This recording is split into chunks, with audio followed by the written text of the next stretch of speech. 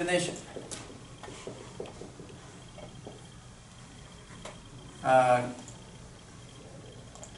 A list of vectors u1, u2, un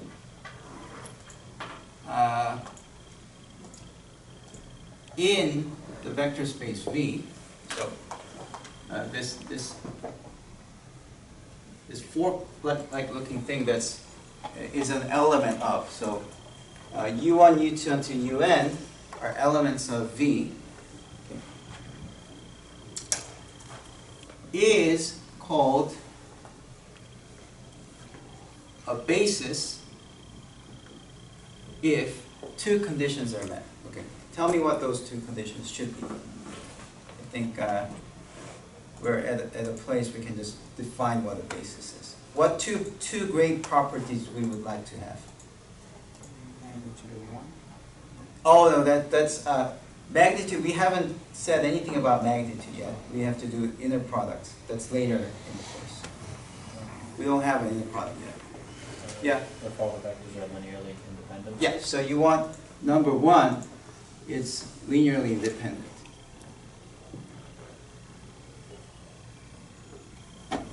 Number two.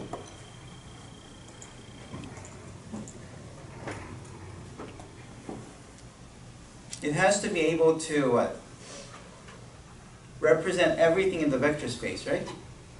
Yeah, as linear combinations. So how do you say that? That's equal to span of the vector Yes. space? Span of u1, u2 until un should equal to V. If the span, if the list of vectors span the entire vector space and it's linearly independent, then it means the corollary of everything that we discussed so far says this. Any V in V has a unique, that's a very important thing, linear representation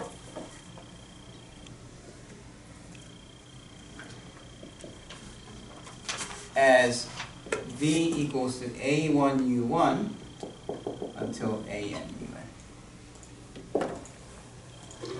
And this is what we aim for when we try to solve differential equations.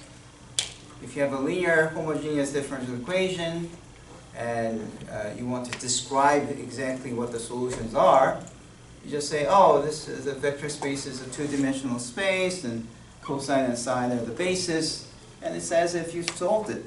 Yeah. Finding the basis like explaining what the vector space is like. Okay? All right, so that's the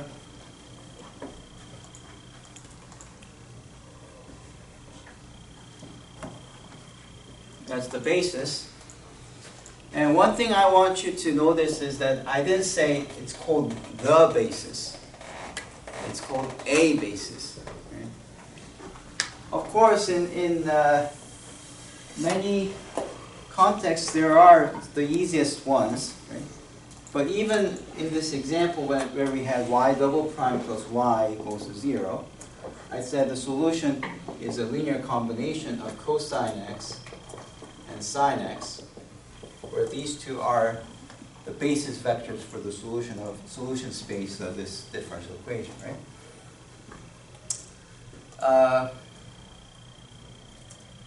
What I'm trying to say is that if we allow C1 and C2 to be complex numbers, you could very well rewrite this as C1 times, well, it would be a different number.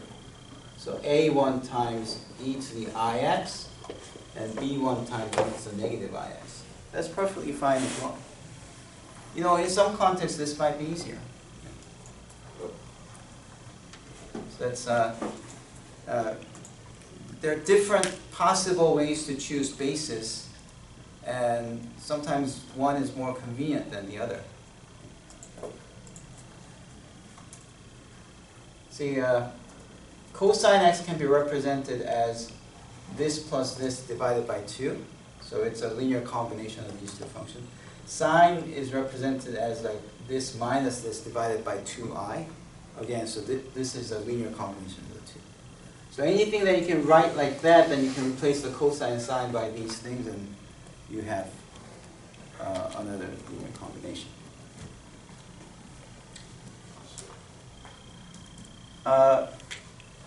So another fact is that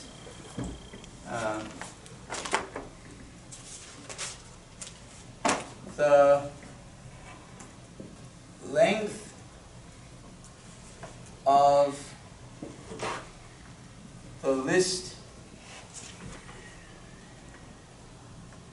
of bases is same for all bases, assuming that it's a finite dimension.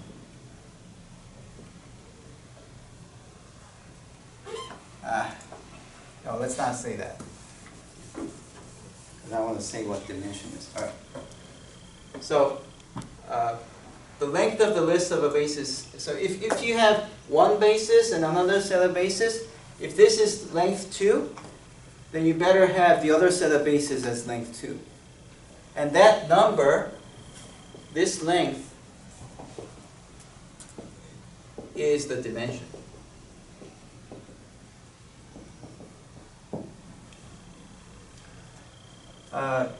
Now this simple fact turns out to be actually quite complicated to prove abstractly.